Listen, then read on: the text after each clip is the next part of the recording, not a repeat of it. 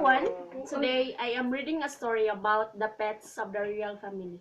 But before that, I want you to listen carefully so that you can answer my question later, okay? The story goes like this. The pets of the royal family. Once in a palace lived a prince and a princess. The king and queen loved the two children so much and gave them whatever they wanted.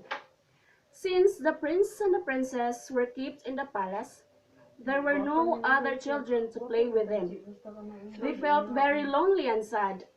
One day, when the queen was walking in the courtyard, she saw the prince and the princess playing with a beautiful dog.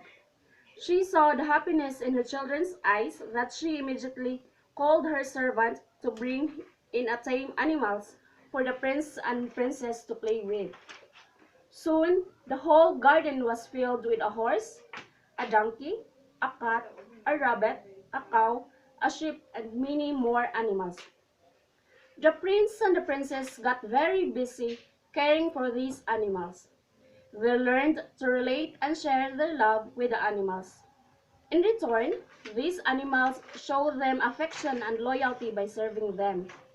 The horse carried them to the forest. The cow gave them milk, and the donkey carried their goods. But one day, a servant forgot to close the palace gate. All the animals ran away and the courtyard was empty. The prince and the princess were very worried. They went around the forest looking for their animals. They prayed very hard to God. They requested God to have all their animals back in the courtyard. For days they talked to God and promised to take good care of the animals. At last, God heard their prayer. One night, the prince had a dream. He was blowing the trumpets of his father. He woke up and remembered the palace ceremony of blowing the trumpets during sunrise to welcome the new day. Immediately, he called all his servants to do the same.